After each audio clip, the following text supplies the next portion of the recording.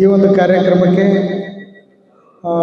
ಕ್ಷೇತ್ರದಲ್ಲಿ ತುಂಬ ಒತ್ತಡದ ಕಾರ್ಯಕ್ರಮಗಳ ಮಧ್ಯೆ ಅಂದರೆ ಇನ್ನೇನು BBMP ಚುನಾವಣೆ ಇದೆ, BBMP ಅಲ್ಲ GBA ಚುನಾವಣೆ ಇದೆ, ಗ್ರಾಮ ಪಂಚಾಯತಿ ಜಿಲ್ಲಾ ಪಂಚಾಯತಿ ಚುನಾವಣೆಗಳ ದಿನಾಂಕ ಪ್ರಕಟವಾಗೋದ್ರೊಳಗಡೆ ಅವರ ಕ್ಷೇತ್ರಗಳಲ್ಲಿ ಅವರ ಶಂಕುಸ್ಥಾಪನೆ ಯೋಜನೆಗಳಿಗೆ ಕಾಮಗಾರಿ ಬಿದಿಲಿ ಪೂಜೆಗಳಿಗೆ ಭಾಳಷ್ಟು ಕಾರ್ಯಕ್ರಮಗಳು ಇವತ್ತು ನಾಳೆ ಇದ್ದಂಥ ಸಂದರ್ಭದಲ್ಲಿ ಕೂಡ ಅವುಗಳನ್ನು ಬಿಟ್ಟು ನಿಮ್ಮೆಲ್ಲರ ಒಂದು ಪ್ರೀತಿ ಅಭಿಮಾನ ಒಂದು ಒಗ್ಗಟ್ಟಿಗೆ ನೀವೆಲ್ಲರೂ ಒಂದು ದೊಡ್ಡ ಕಾರ್ಯಕ್ರಮವನ್ನು ಮಾಡ್ತಾಯಿದ್ದೀರಿ. ಇಂಥ ಸಂದರ್ಭದಲ್ಲಿ ಸರ್ಕಾರದ ಪ್ರತಿನಿಧಿಯಾಗಿ ಆಗಮಿಸಿ ನಿಮ್ಮ ಗೊಂದಲಗಳನ್ನು ನಿವಾರಣೆ ಮಾಡಬೇಕಂತೇಳಿ ಆಗಮಿಸಿರುವಂಥ ನಮ್ಮ ನಾಡಿನ ಹಿರಿಯ ಮುತ್ಸದ್ದಿ ರಾಜಕಾರಣಿಗಳು, ಹೆಚ್ಚು ಕಡಿಮೆ 4 ಬಾರಿ ಸಚಿವರಾದಂಥ ಶ್ರೀಯುತ RB ತಿಮ್ಮಾಪುರ ಅವರಲ್ಲಿ ಹಾಗೂ ಪರಿಷತ್ತಿನ ಅಧ್ಯಕ್ಷರಾಗಿ ಈ ಒಂದು ಚಳುವಳಿಯನ್ನು ಮುನ್ನಡೆಸಿಕೊಂಡು ಹೋಗ್ತಾ ಇರುವಂಥ ಅರುಣ್ ಕುಮಾರ್ ಅವರಲ್ಲಿ, ಹಿರಿಯರಾದ ಮಾರಪ್ಪನವರು, ವೇದಿಕೆ ಮೇಲೆ ಮಾಜಿ ಶಾಸಕರಾದ ವೀರಭದ್ರಪ್ಪನವರಿದ್ದಾರೆ, ಭೀಮಶಂಕರ್ ಅವರಿದ್ದಾರೆ, ನಮ್ಮ ಶ್ರೀರಾಮ್ ಇದ್ದಾರೆ. ಈ ಭಾಗದಲ್ಲಿ ಭಾಳಷ್ಟು ಜನ ಹಿರಿಯ ವಕೀಲರಿದ್ದಾರೆ. ಚಿತ್ರದುರ್ಗ ಜಿಲ್ಲೆ, ಕೊಪ್ಪಳ ಜಿಲ್ಲೆ, ಗುಲ್ಬರ್ಗ ಜಿಲ್ಲೆ, ರಾಯಚೂರು ಜಿಲ್ಲೆ ಎಲ್ಲ ಕಡೆಯಿಂದ ಆಗಮಿಸಿ ಪ್ರತಿನಿಧಿಗಳಾಗಿ ಸಾಂಕೇತಿಕವಾಗಿ ಭಾಳಷ್ಟು ಜನ ವೇದಿಕೆ ಮೇಲಿದ್ದು ಒಂದೆರಡು ಮಾತುಗಳನ್ನು ಅನಿಸಿಕೆಗಳನ್ನು ಹಂಚಿಕೊಂಡಿದ್ದೀರಿ ನಿಮ್ಮೆಲ್ಲರಲ್ಲೂ. ಹಾಗೂ ಕೆಳಭಾಗದಲ್ಲಿ ನಮ್ಮ ಮರಿಚನ್ನವರು, ವೆಂಕಟೇಶ್ ಅವರು, ಸಕ್ಬಾಲ್ ಅವರು ಮತ್ತು ನಮ್ಮ ಸಿಂಡಿಕೇಟ್ ಮೆಂಬರು ಭಾಳಷ್ಟು ಜನ ಹಿರಿಯ ವಕೀಲರು ನೀವೆಲ್ಲರಿಗೂ ಶರಣಾರ್ಥಿಗಳನ್ನು ಸಲ್ಲಿಸಿ ಇಲ್ಲಿಯವರೆಗೂ ನಮ್ಮೆಲ್ಲ ವಕೀಲರು ಮತ್ತು ರಾಜೇಂದ್ರ ಅವರು ಕಾರ್ಯದರ್ಶಿಗಳಿದ್ದಾರೆ. ಎಲ್ಲರಿಗೂ ಕೂಡ ಶರಣಾರ್ಥಿಗಳನ್ನು ಸಲ್ಲಿಸಿ ಈ ಕಾರ್ಯಕ್ರಮದ ಆರಂಭದಿಂದಲೂ ಕೂಡ ಎಲ್ಲರೂ ಕೂಡ ಈ ಒಂದು ಕಾರ್ಯಕ್ರಮದ ದೇಶ ಏನು ಅನ್ನುವಂಥದ್ರ ಬಗ್ಗೆ ನಮ್ಮ ವಕೀಲರು ಎಲ್ಲರೂ ಕೂಡ ತುಂಬ ಸ್ಪಷ್ಟವಾಗಿ ತಮ್ಮ ಅನಿಸಿಕೆಗಳನ್ನು ತಿಳಿಸ್ಕೊಟ್ಟಿದ್ದೀರಿ. ಕೆಲವರು ತಮಗೆ ಇರುವಂಥ ಗೊಂದಲಗಳ ಪ್ರಶ್ನೆಯನ್ನು ಮುಂದಿಟ್ಟಿದ್ದೀರಿ. ಆ ಗೊಂದಲಗಳ ನಿವಾರಣೆಯನ್ನು ಕೆಲವರು ಹೇಗೆ ಆಗಬೇಕನ್ನುವಂಥದ್ದನ್ನು ಮಾರಪ್ಪನವರು ಕೂಡ ತಿಳಿಸ್ಕೊಟ್ಟಿದ್ದಾರೆ. ಇನ್ನೊಂದಿಷ್ಟು ಗೊಂದಲಗಳು ಹೇಗೆ ನಿವಾರಣೆ ಆಗಬೇಕನ್ನುವಂಥದ್ದನ್ನು ಅರುಣ್ ಕುಮಾರ್ ಅವರು ಕೂಡ ಪ್ರಶ್ನೆಯನ್ನು ಮುಂದಿಟ್ಟಿದ್ದಾರೆ. ನಮ್ಮ ನಂತರ ನಮ್ಮ ಗೊಂದಲಗಳು ಸೇರ್ಪಡೆಯಾಗಿ ಈ ನಂತರ ನಮ್ಮ ಸಚಿವರು ಕೊನೆಯದಾಗಿ ಮಾತನಾಡ್ತಾರೆ. ಯಾಕೆ ನಾವು ಯಾಕೆ ಮಾತನಾಡ್ತೀವಿ ಅಂತ ಹೇಳಿದ್ರೆ ನಮ್ಮವು ಏನಾದರೂ ಈ ವಿಷಯದಲ್ಲಿ ಕೆಲವು ಗೊಂದಲಗಳು ಇರ್ಬೋದು, ಆ ಕಾರಣಕ್ಕೆ ಮೊದಲು ನಾವು ಮಾತನಾಡ್ತೀವಿ ಅಂತೇಳಿ ನಮ್ಮ ಸಚಿವರಿಗೆ ಕೇಳ್ಕೊಂಡಾಗ ಅವರು ಒಪ್ಪಿಗೆಯನ್ನು ಸೂಚಿಸಿದರು. ಈಗ ನಮ್ಮ ಗೊಂದಲಗಳು ಏನಿದ್ವು ಆ ಗೊಂದಲಗಳನ್ನು ಮಾರಪ್ಪನವರು, ಅರುಣ್ ಕುಮಾರ್ ಅವರು ಇಬ್ಬರು ಕೂಡ ತಿಳಿಸ್ಕೊಟ್ಟಿರೋದ್ರಿಂದ ಆ ಗೊಂದಲಗಳಿಗೆ ನಾನು ಉತ್ತರ ಕೊಡ್ತೀನಿ ಅಂತೇಳಿ ನಮ್ಮ ಸಚಿವರು ಸಿದ್ಧರಾಗಿರೋದ್ರಿಂದ ಮತ್ತೊಮ್ಮೆ ಆ ಪುನರಾವರ್ತನೆಯಾಗಿ ನಾವು ಆ ಪ್ರಶ್ನೆಗಳನ್ನು ಹಾಕಿಕೊಳ್ಳದೆ ಮೀಸಲಾತಿ ವರ್ಗೀಕರಣ ಈಗಾಗಲೇ ಕಳೆದ 3 ದಶಕಗಳಿಂದ ಹೇಗೆ ನಡೆದುಕೊಂಡು ಬಂತು ಅನ್ನುವಂಥದ್ದನ್ನು ನಾವೆಲ್ಲರೂ ಕೂಡ ತಿಳ್ಕೊಂಡಿದ್ದೀವಿ. ಈ ಒಂದು ಹೋರಾಟದಲ್ಲಿ ಭಾಳಷ್ಟು ಜನ ಬದುಕನ್ನು ಕಳ್ಕೊಂಡಿದ್ದಾರೆ, ಪ್ರಾಣವನ್ನು ಕಳ್ಕೊಂಡಿದ್ದಾರೆ, ಇಡೀ ಜೀವನವನ್ನು ತ್ಯಾಗ ಮಾಡಿದ್ದಾರೆ. ಇಲ್ಲಿ ಭಾಳಷ್ಟು ಜನ ಕೈಕಾಲುಗಳನ್ನು ನೋವು ಮಾಡ್ಕೊಂಡಿದ್ದಾರೆ, ಕೆಲವರು ಕಾಲನ್ನು ಮುರ್ಕೊಂಡ್ರು. ಬೆಂಗಳೂರಿನಲ್ಲಿ ಕಾಕೊಳ್ಳ ಕಪ್ಪ ಅಂತ ಇದ್ರು, ಅವರು ತೀರೋದ್ರು, ಅವ್ರ ಕಾಲನ್ನು ಮುರ್ಕೊಂಡಿದ್ರು. ತಿಮ್ಮಾಪುರ ಸಾಹೇಬರ ನೇತೃತ್ವದಲ್ಲಿ ಹುಬ್ಬಳ್ಳಿಯಲ್ಲಿ ದೊಡ್ಡ ಸಮಾವೇಶ ನಡೆದಾಗ ಆ ಸಮಾವೇಶಕ್ಕೆ ಬರಬೇಕಾಗಿದ್ದಂಥ ಸುಮಾರು 7 ಜನ ಬಾಗೇವಾಡಿಯವರು ಕೂಡ ಹುತಾತ್ಮರಾದರು. ಇವರೆಲ್ಲರ ತ್ಯಾಗ ಬಲಿದಾನದಿಂದ ಇವತ್ತು ಮೀಸಲಾತಿಯ ಒಂದು ಗುರಿ ಮುಟ್ಟೋದಕ್ಕೆ ಇನ್ನೊಂದೇ ಮೆಟ್ಟಿಲು ಅನ್ನುವಂಥ ನಿಟ್ಟಿನಲ್ಲಿ ನಾವೆಲ್ಲರೂ ಕೂಡ ಈ ಸಂದರ್ಭದಲ್ಲಿ ಕಾತುರರಾಗಿದ್ವಿ. ಒಂದು ಸಂದರ್ಭದಲ್ಲಿ ಒಳ ಮೀಸಲಾತಿ ನಮಗೆ ಆಗುತ್ತೆ, ಅದರ ಬಗ್ಗೆ ನಮಗೆ ಸಂಶಯ ಇಲ್ಲ. ಯಾಕಂತ ಹೇಳಿದ್ರೆ ಈ ಆಗುವಂಥ ಸಂದರ್ಭದಲ್ಲಿ ಮುಂದಿನ ನಮ್ಮ ಒಳ ಮೀಸಲಾತಿಯನ್ನು ನಮ್ಮ ಸಮುದಾಯದವರು ಹೇಗೆ ಸದ್ಬಳಕೆ ಮಾಡ್ಕೊಳ್ಬೇಕು ಅನ್ನುವಂಥ ಪ್ರಶ್ನೆ ನಮ್ಮ ಮುಂದಿರುವಂಥ ಪ್ರಶ್ನೆ. ಅದಕ್ಕೂ ಕೂಡ ನಾವೆಲ್ಲರೂ ಕೂಡ ಮಾರ್ಗವನ್ನು ಕಂಡುಹಿಡಿದುಕೊಳ್ಬೋದು. ಆದರೆ ಈ ಸಂದರ್ಭದಲ್ಲಿ ನನ್ನ ಎಲ್ಲ ವಕೀಲರಿಗೂ ನನ್ನ ಒಂದು ಮನವಿ ಏನಂತ ಹೇಳಿದ್ರೆ, ಆರಂಭ ಮಾಡಿದಿರಿ, ಇಲ್ಲಿಗೆ ಮುಕ್ತಾಯ ಆಗಬಾರ್ದು. ಒಳ ಮೀಸಲಾತಿ ಇವತ್ತು ನಾಳೆ ಕೊನೆಗೊಳ್ಳುತ್ತೆ, ಆದರೆ ನಿಮ್ಮ ಒಗ್ಗಟ್ಟು ಇದೇ ರೀತಿಯಾಗಿ ರಾಜ್ಯದಲ್ಲಿ ಶಿಸ್ತುಬದ್ಧವಾಗಿ ಇರಬೇಕನ್ನುವಂಥ ಮನವಿ ನಮ್ಮದಾಗಿದೆ ಅನ್ನುವಂಥದ್ದು. ಯಾಕಂತ ಹೇಳಿದ್ರೆ ಬೇರೆ ಬೇರೆ ಸಮುದಾಯದ ಸಮಾಜಗಳನ್ನು ನಾವು ನೋಡಿದಾಗ ಅಲ್ಲಿ ವಿಜ್ಞಾನಿಗಳದೇ ಒಂದು ವಿಭಾಗ ಇದೆ, ವಕೀಲರದೇ ಒಂದು ವಿಭಾಗ ಇದೆ, ವೈದ್ಯರದೇ ಒಂದು ವಿಭಾಗ ಇದೆ, ಸರ್ಕಾರಿ ನೌಕರರ ಓವರಾಲ್ ಎಲ್ಲರಲ್ಲೂ ಕೂಡ ಒಂದೊಂದು ವಿಭಾಗ ಇದೆ. ಇನ್ನೇನು 10-11ರಲ್ಲಿ ಪಕ್ಕದ ಹರಿಹರದಲ್ಲಿ ವಾಲ್ಮೀಕಿ ಜಾತ್ರೆ ನಡೆಯುತ್ತೆ. ಅಲ್ಲಿ ಒಂದು ದಿವಸ ರಾಜ್ಯ ಮಟ್ಟದ ಸರ್ಕಾರಿ ವಕೀಲರ ನೌಕರರ ಸಮಾವೇಶವನ್ನು ಕೂಡ ಅವ್ರು ಮಾಡ್ತಾರೆ. ಅಲ್ಲಿ ಎಲ್ಲ ತಮ್ಮ ಅನಿಸಿಕೆಗಳನ್ನು ವ್ಯಕ್ತಪಡಿಸಿ ಕುಂದುಕೊರತೆಗಳನ್ನು ನಿವಾರಣೆ ಮಾಡಿಕೊಳ್ಳೋದು ಹೇಗೆ ಅನ್ನೋದ್ರ ಬಗ್ಗೆ ಚರ್ಚೆ ಮಾಡ್ತಾರೆ. ನಾವು ಕೂಡ ಹಾಗೆ ಮಾಡಬೇಕನ್ನುವಂಥ ಅಭಿಲಾಷೆ ಇದ್ದರೆ ಅದಕ್ಕೆ ಮೆಟ್ಟಿಲುಗಳಾಗಿ ಈ ಒಂದು ವೇದಿಕೆ, ಜನಪರ ವೇದಿಕೆಯನ್ನು ನಮ್ಮ ಅರುಣ್ ಕುಮಾರ್ ಅವರು ಹುಟ್ಟುಹಾಕಿ ಚಿತ್ರದುರ್ಗದಲ್ಲಿ ಯಶಸ್ವಿಯಾಗಿ ತುಂಬ ರಾಜ್ಯ ಗಮನ ಸೆಳೆಯುವಂಥ ನಿಟ್ಟಿನಲ್ಲಿ ನಿಮ್ಮನ್ನು ಒಗ್ಗಟ್ಟು ಮಾಡಿದ್ದಾರೆ. ಅದಕ್ಕೋಸ್ಕರ ಅವರಿಗೆ ಧನ್ಯವಾದಗಳನ್ನು ಸಲ್ಲಿಸಬೇಕಾಗ್ತದೆ ಅನ್ನುವಂಥದ್ದು.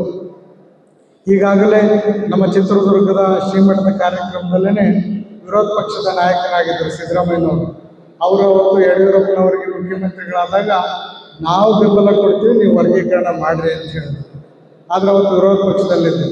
ಆನಂತರ ಕೊನೆಗೆ ಅದು ಕಾಕತಾಳೀಯವೋ ಏನೋ, ಕೊನೆಗೆ ಸಿದ್ದರಾಮಯ್ಯನವರೇ ಬಂದು ಈ ವರ್ಗೀಕರಣವನ್ನು ಜಾರಿಗೊಳಿಸುವ ನಿಟ್ಟಿನಲ್ಲಿ ಪ್ರಯತ್ನ ಮತ್ತು ಅಧಿಕಾರ ಅವರಿಗೆ ಸಿಕ್ತು. ಅದು ಬಹುತೇಕ ಅವರಿಗೆ ಸಲ್ಲಬೇಕಾಗಿರುವಂಥ ಗೌರವ. ಮುಂದೆ ಇದು ಸಂಪೂರ್ಣವಾದ ನಂತರ ಬೆಂಗಳೂರಿನಲ್ಲಿ ನಾವೆಲ್ಲ ಶೋಷಿತ ಸಮುದಾಯದ ಮಠಾಧೀಶರು ಕೂಡ ನಮ್ಮ ತಿಮ್ಮಪ್ಪರ ಸಾಹೇಬ್ರು ಈಗಾಗಲೇ 2-3 ವರ್ಷದಿಂದಲೇ ಹೇಳಿದ್ರು, ನೀವೆಲ್ಲ ಹಿಂದುಳಿದ ವರ್ಗದ ಮಠಾಧೀಶರು ಒಂದು ಅಭಿನಂದನೆ ಸಮಾರಂಭವನ್ನು ಮಾಡಬೇಕು ಅಂತೇಳಿ. ಕಾಲ ಕೂಡ ಬಂದಿರಲಿಲ್ಲ. ಈಗ ನಾವು ಚಾಲನೆ ಕೊಡ್ತೀವಿ. ಈ ಗೊಂದಲಗಳನ್ನು ನಿವಾರಣೆ ಮಾಡಿದ ತಕ್ಷಣ ಬೆಂಗಳೂರಿನಲ್ಲಿ ಸಿದ್ದರಾಮಯ್ಯನವರಿಗೆ ನಾವೇ ಒಂದು ಅಭಿನಂದನೆ ಸಮಾರಂಭವನ್ನು ಮಾಡ್ತೀವಿ. ಅಷ್ಟರೊಳಗಡೆ ಏನು ಗೊಂದಲಗಳಿದ್ದಾವೆ ಅರುಣ್ ಕುಮಾರ್ ಅವರೇ, ಅದನ್ನು ನಮ್ಮ ಮಂತ್ರಿಗಳು KH ಮುನಿಯಪ್ಪನವರು ಮತ್ತು ತಿಮ್ಮಾಪುರ ಸಾಹೇಬರು, ಅವ್ರ ಜೊತೆಗೆ ಆಂಜನೇಯನವರು, ಚಂದ್ರಪ್ಪನವರು, ಎಲ್ಲ ಹನುಮಂತಯ್ಯನವರು ಮತ್ತು ಈ ಕಡೆ ಮಾರಪ್ಪನವರು, ಭಾಳಷ್ಟು ಜನ ಹೋರಾಟಗಾರರು ಇದ್ದೀರಿ. ಇವರೆಲ್ಲರ ಸಮ್ಮುಖದಲ್ಲಿ ಮುಖ್ಯಮಂತ್ರಿಗಳು ಈ ಗೊಂದಲವನ್ನು ಕೆಲವೇ ದಿನಗಳಲ್ಲಿ ನಿವಾರಣೆ ಮಾಡ್ತಾರೆ ಅನ್ನುವಂಥ ಒಂದು ಆಶಾಭಾವನೆ ನಮ್ಮದಿದೆ ಅನ್ನುವಂಥದ್ದು. ಒಂದಿಷ್ಟು ನೋವಾಗುತ್ತೆ, ಅಡಚಣೆಗಳನ್ನು ಯಾರ್ಯಾರು, ಏಕೆಂತ ಹೇಳಿದ್ರೆ ಒಂದು ತೋಟಕ್ಕೆ ನೀರನ್ನು ನಾವು ಹಾಯಿಸ್ಕೊಂಡು ಹೋಗ್ಬೇಕಾದ್ರೆ ಒಂದು ಕೆರೆಯಿಂದ ಚಾನಲ್ನಿಂದ ಯಾರ್ಯಾರು ಅದನ್ನು ತಡೆಯುವಂಥ ಪ್ರಯತ್ನ ಮಾಡ್ತಾರೆ. ಆ ತಡೆಯುವಂಥ ಪ್ರಯತ್ನ ಮಾಡಿದಾಗ ನಮಗೆ ಬೇಸರ ಆಗುತ್ತೆ. ಅಂಥ ಕೆಲಸವನ್ನು ಭಾಳಷ್ಟು ಜನ ಮಾಡಿದರು. ಆದರೆ ಯಾವಾಗಲೂ ಕೂಡ ಜನಪ್ರತಿನಿಧಿಗಳು ಹೇಗಿರ್ಬೇಕಂತ ಹೇಳಿದ್ರೆ ಸರ್ವರನ್ನು ಕೂಡ ಸಮಾನತೆಯನ್ನು ಕೊಂಡೊಯ್ಯಬೇಕನ್ನುವಂಥ ನಿಟ್ಟಿನಲ್ಲಿ ಚಿಂತನೆ ಮಾಡುವಂಥ ಜನಪ್ರತಿನಿಧಿಗಳು ನಮಗೆ ಬೇಕಾಗ್ತಾರೆ. ಅಂಥ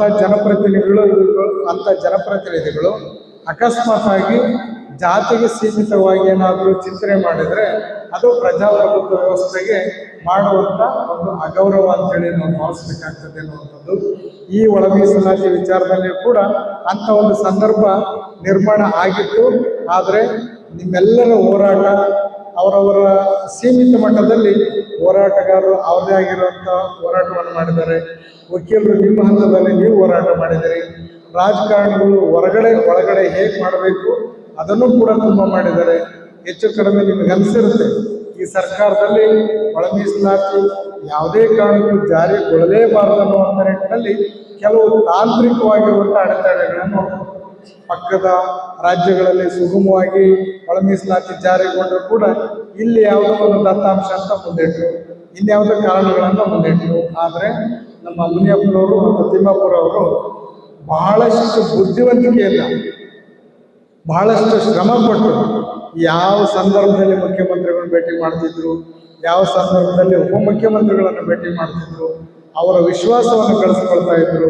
ನಮ್ಮ ಸಮಾಜದ ಸ್ಥಿತಿಗತಿಗಳನ್ನು ಕೂಡ ಅವರಿಗೆ ಮನವರಿಕೆ ಮಾಡಿಕೊಡ್ತಿದ್ರು. ಕೊನೆಗೆ ಅವರ ಮನಸ್ಸನ್ನು ಗೆದ್ದು, ಇಲ್ಲಪ್ಪ ನಿಮ್ಮ ಸಮಾಜಕ್ಕೆ ಸಾಮಾಜಿಕ ನ್ಯಾಯವನ್ನು ಕೊಡಬೇಕಾದ್ರೆ ಇದನ್ನು ನಾವು ಮಾಡದೇ ಇದ್ದರೆ ನಾವು ನಮಗೆ ಆತ್ಮವಂಚನೆ ಮಾಡಿಕೊಂಡಂಗೆ ಆಗುತ್ತೆ ಅಂತೇಳಿ ಮುಖ್ಯಮಂತ್ರಿ ಸಿದ್ದರಾಮಯ್ಯನವರು ಇವತ್ತು ಆ ಕೆಲಸವನ್ನು ಮಾಡುವಂಥ ಪ್ರಯತ್ನವನ್ನು ಮಾಡಿದ್ದಾರೆ ಅಂತ ಹೇಳಿದ್ರೆ ಅದಕ್ಕೆ ನಾವು ತುಂಬ ಸಂತೋಷ ಆಗಿದೆ. ನಾವು ಅಭಿನಂದನೆ ಪಡಿಸಲೇಬೇಕು.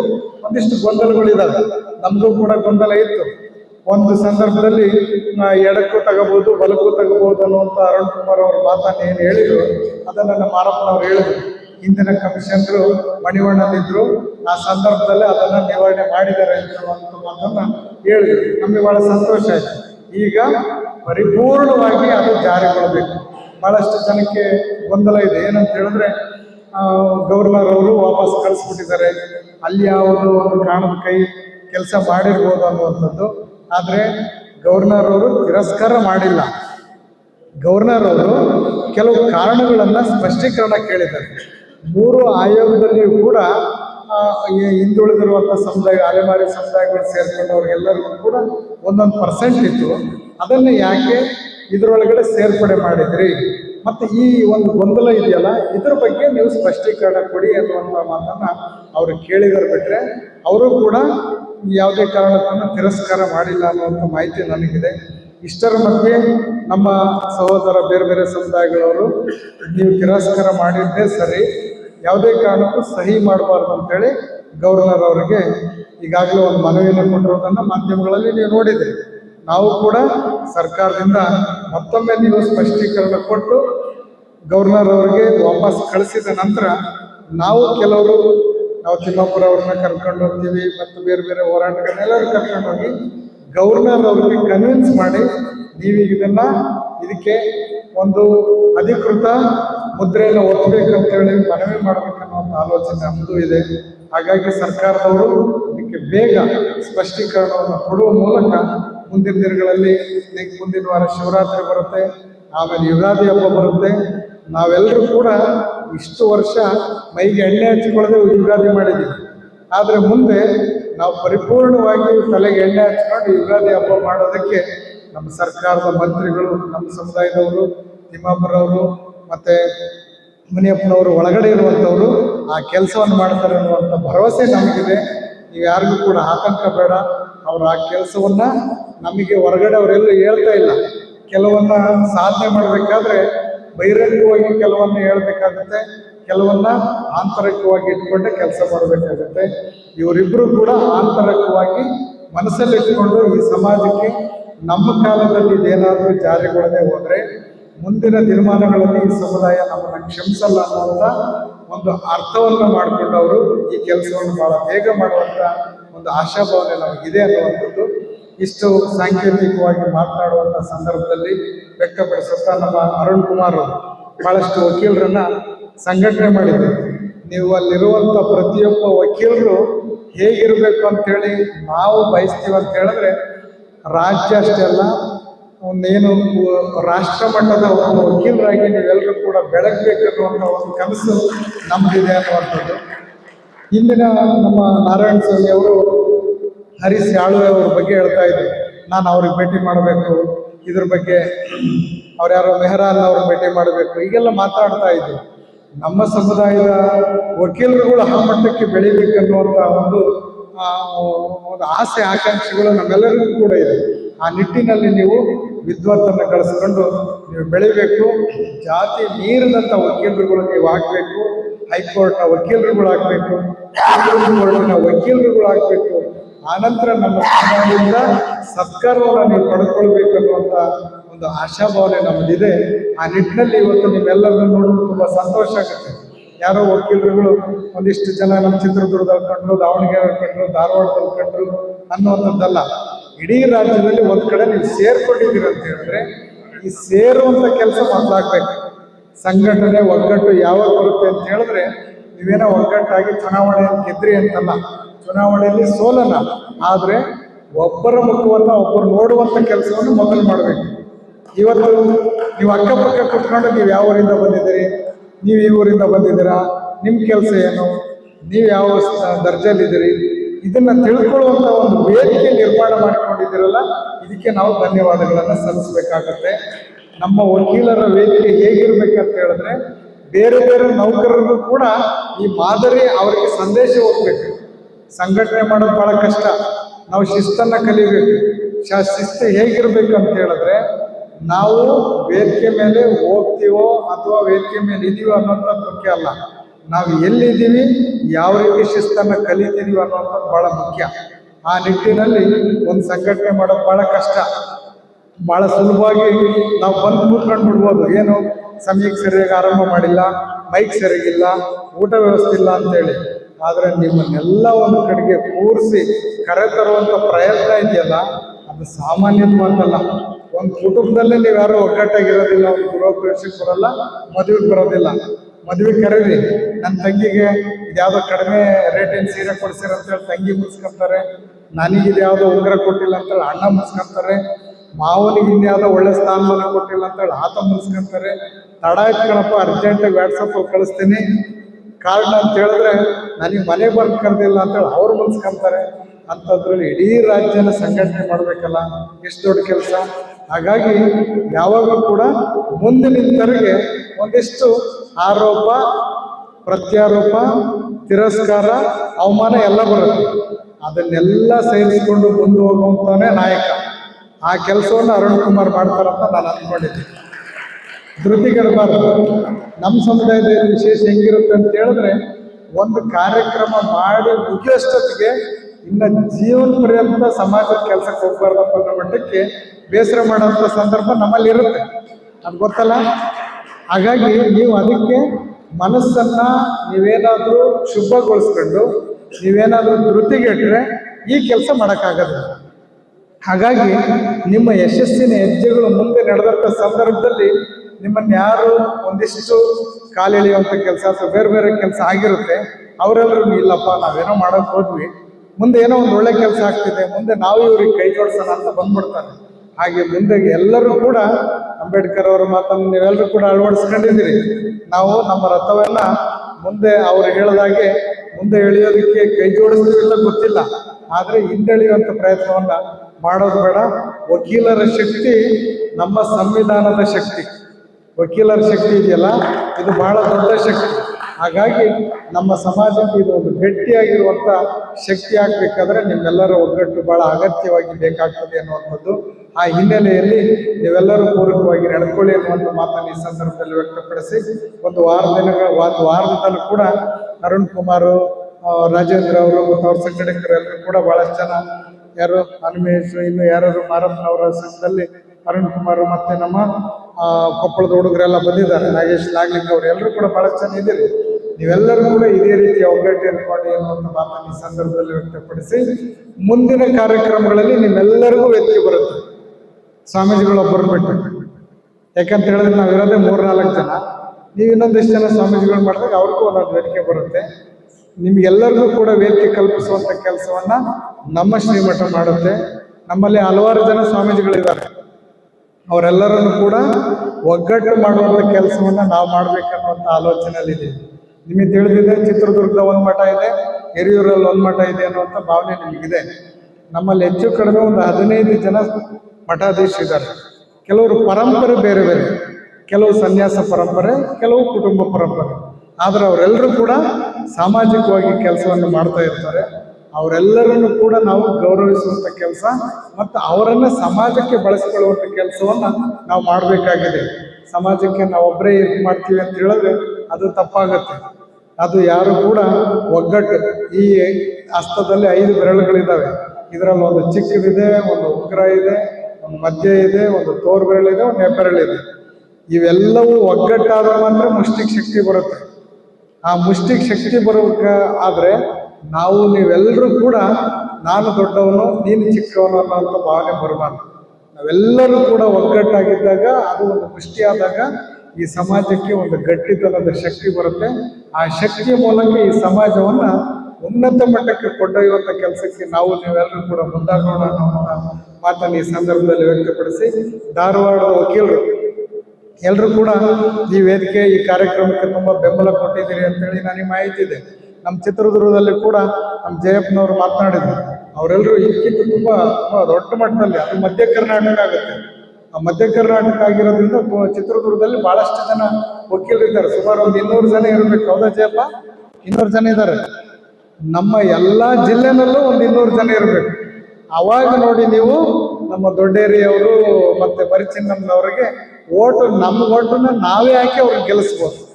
ಆ ನಿಟ್ಟಿನಲ್ಲಿ ನೀವು ವಿದ್ಯಾವಂತರಾಗಬೇಕು, ಬೆಳಿಬೇಕನ್ನುವಂಥ ಮಾತನ್ನು ಈ ಸಂದರ್ಭದಲ್ಲಿ ವ್ಯಕ್ತಪಡಿಸಿ, ಮುಂದೆ ನಿಮ್ಮ ಗುರಿ ಹೇಗಿರ್ಬೇಕಂತ ಹೇಳಿದ್ರೆ, ಬೆಂಗಳೂರಿನ ಬಾರ್ ಕೌನ್ಸಿಲ್ ಮಾದಿಗ ವಕೀಲರ ಕೈಯಲ್ಲಿದೆ ಅನ್ನುವಂಥ ದಿನ ಬಂದಾಗ ನಿಮ್ಮ ಯಶಸ್ಸು ಪರಿಪೂರ್ಣ ಆಗುತ್ತೆ ಅನ್ನುವಂಥ ಮಾತನ್ನು ಈ ಸಂದರ್ಭದಲ್ಲಿ ವ್ಯಕ್ತಪಡಿಸಿ, ನಮ್ಮ ಸ್ವಾಮೀಜಿಯವರು ಒಂದು 5 ನಿಮಿಷ ಮಾತನಾಡ್ತಾರೆ. ನಮ್ಮ ಸಚಿವರು ಇದಕ್ಕೆಲ್ಲ ಗೊಂದಲಗಳಿಗೆ ತೆರೆಯನ್ನು ಕೊಡ್ತಾರೆ. ಮುಂದೆ ಈ ಒಳ ಮೀಸಲಾತಿಯನ್ನು ಒಗ್ಗಟ್ಟಾಗಿ, ನಮ್ಮಲ್ಲಿ ಇನ್ನೂ ಉಪಜಾತಿಗಳಿದ್ದಾವೆ. ಮುಂದೆ ನಾನು ಇನ್ನೊಂದು ಮಾತನ್ನು ಹೇಳಬೇಕಾಗುತ್ತೆ. ಭಾಳಷ್ಟು ಉತ್ಸಾಹದಿಂದ ಜೈ ಮಾದಿಗ ಜೈ ಮಾದಿಗ ಅಂತ ಈ ಸಂದರ್ಭಕ್ಕೆ ಸರಿ, ಮುಂದೆ ಒಂದಿಷ್ಟು ನಾವು ಲಿಬರಲ್ ಆಗಬೇಕು. ಈಗ ನಮ್ಮ ಸಹೋದರರೆಲ್ಲ ಇದ್ಯಾವುದೋ ಸಣ್ಣ ಜಾತಿ, ನೀವು ನಮ್ಮ ಜೊತೆ ಬನ್ನಿ, ಇನ್ನೊಂದು ಯಾವುದೋ ಸಣ್ಣ ಜಾತಿ ನೀವು ನಮ್ಮ ಜೊತೆ ಬನ್ನಿ, ಒಗ್ಗಟ್ಟು ಜಾಸ್ತಿ ಮಾಡ್ಕೊಂಡು ಅವ್ರ ಸಂಖ್ಯೆ ಮಾಡ್ಕೋಬೇಕಂತಿದ್ದಾರೆ. ನಾವು ಬರೀ ಮಾದಿಗರನ್ನು ಕಂಡು ಕೂತ್ಕೊಂಡ್ರೆ ನಾವು ಕಡಿಮೆ ಆಗ್ತೀವಿ. ನಮ್ಮಲ್ಲಿರುವಂಥ ಇನ್ನೂ ಸಣ್ಣ ಪುಟ್ಟ ಸಮುದಾಯಗಳನ್ನ ಒಗ್ಗಟ್ಟು ಮಾಡ್ಕೊಂಡು ನಾವು ಒಟ್ಟಿಗೆ ಕರ್ಕೊಂಡು ಹೋಗುವಂಥ ಔದಾರ್ಯತೆ ನಮಗಿರ್ಬೇಕು. ನಮಗೆ ಔದಾರ್ಯತೆ ಇದೆ, ತೋರ್ಸ್ಕೊಳಕ್ ಆಗ್ತಿಲ್ಲ, ನಾವು ಮಾತಾಡಿ ಕಳ್ಸ್ಕೊಂಡ್ಬಿಡ್ತೀವಿ. ಬೇರೆಯವ್ರಿಗೆ ಔದಾರ್ಯತೆ ಇಲ್ಲ, ಅವರು ತೋರ್ಸ್ಕೊಳ್ತಾರೆ. ನಿಮಗೆ ಔದಾರ್ಯತೆ ಹೆಂಗಿದೆ ಅಂತ ಹೇಳಿದ್ರೆ, ಅಲೆಮಾರಿಗಳೋಗಿ 1% ಮೀಸಲಾತಿಯನ್ನು ತೆಗೆದು ಯಾವಾಗ ಒಂದು ಖರ್ಚು ಮಾಡಿದ್ರು ನಮಗೆ ಮೀಸಲಾತಿ ಆಯ್ತು, ವರ್ಗೀಕರಣ ಆಯ್ತು ಅನ್ನುವಂಥ ಖುಷಿನೇ ನಮ್ಮ ಜನಕ್ಕೆ ಇರಲಿಲ್ಲ. ಆದ್ರೆ ಅವರಿಗಾಗಿದ್ದಂಥ ಅನ್ಯಾಯದ ಬಗ್ಗೆ ನಮಗೆ ನೋವಾಗಿದೆ. ಅಂದ್ರೆ ಅಷ್ಟೊಂದು ವಿಶಾಲ ದೃಷ್ಟಿಕೋನ ಇರುವಂಥವ್ರು, ಹೃದಯ ವೈಶಾಲ್ಯ ಇರುವಂಥ ಸಮುದಾಯ ನಮ್ಮದು. ಹಾಗಿರಬೇಕಾದ್ರೆ ನಾವೆಲ್ಲರೂ ಕೂಡ ಸಮಗಾರರು, ಡೋಂಗಾರರು, ದಕ್ಕಲಿಗರು ಎಲ್ಲರನ್ನು ಕೂಡ ಕರೆದುಕೊಂಡು ಈ ಸಮಾಜದಲ್ಲಿ ನಾವು ಅವರಿಗೆ ಮಾರ್ಗದರ್ಶಕರಾಗಿ ಮುಂದೊಯ್ಯುವಂಥ ಕೆಲಸಕ್ಕೆ ನಾವು ಮುಂದಾಗೋಣ ಅನ್ನೋ ಮಾತನ್ನ ಈ ಸಂದರ್ಭದಲ್ಲಿ ವ್ಯಕ್ತಪಡಿಸಿ, ಕಾರ್ಯಕ್ರಮ ತುಂಬ ಅಚ್ಚುಕಟ್ಟಾಗಿ ಶಿಸ್ತುಬದ್ಧವಾಗಿ ಜನಪರ ಸಾಮಾಜಿಕ ನ್ಯಾಯಪರ ವಕೀಲರು ವೇದಿಕೆ ಮಾಡಿದಿರಿ. ನಿಮ್ಮೆಲ್ಲರಿಗೂ ಧನ್ಯವಾದಗಳನ್ನು ಸಲ್ಲಿಸಿ, ನೀವು ಯಾವುದೇ ಜಿಲ್ಲೆಗೆ ಮಾಡಿದ್ರು ಕೂಡ ಆ ಜಿಲ್ಲೆಯ ಮಠಾಧೀಶರನ್ನ ಮತ್ತು ನಮ್ಮನ್ನು ಕೂಡ ಆಹ್ವಾನ ಮಾಡಿದ್ರೆ ನಾವು ಕೂಡ ಬರ್ತೀವಿ ಅನ್ನುವಂಥ ಮಾತನ್ನ ಈ ಸಂದರ್ಭದಲ್ಲಿ ವ್ಯಕ್ತಪಡಿಸಿ, ವೇದಿಕೆ ಮೇಲೆ ಬಹಳಷ್ಟು ಜನ ಎಲ್ಲರೂ ಕೂಡ ತುಂಬ ಚೆನ್ನಾಗಿ ಮಾತನಾಡಿದಿರಿ. ನಿಮ್ಮೆಲ್ಲರಿಗೂ ಧನ್ಯವಾದಗಳನ್ನು ಸಲ್ಲಿಸಿ, ಬಂದಿರುವಂಥವರೆಲ್ಲರೂ ಕೂಡ ನಿಧಾನಕ್ಕೆ ನೀವು ಊರುಗಳಿಗೆ ತಲುಪಬೇಕು. ನೀವು ಶಾಂತ ರೀತಿಯಿಂದ ತಲುಪಿದ ಸುದ್ದಿ ಸಂಘಟಕರಿಗೆ ಬಂದಾಗ ಕಾರ್ಯಕ್ರಮ ಸಾರ್ಥಕವಾಗ್ತದೆ ಎನ್ನುವಂಥ ಮಾತನ್ನು ಈ ಸಂದರ್ಭದಲ್ಲಿ ವ್ಯಕ್ತಪಡಿಸಿ, ನಿಮ್ಮ ಪ್ರಯಾಣ ಸುಖಕರವಾಗಿದೆ ಅನ್ನೋ ಮಾತನ್ನು ಕೂಡ ವ್ಯಕ್ತಪಡಿಸಿ ನನ್ನ ಮಾತುಗಳು ವಿರಾಮ. ದ ವಾಯ್ಸ್ ಆಫ್ ಮಾದಿಗ, ನಿಮ್ಮಿಂದ ನಿಮಗಾಗಿ, ಸತ್ಯದ ಪರವಾಗಿ, ಸಮಾನತೆಯ ಹಾದಿಯಲ್ಲಿ.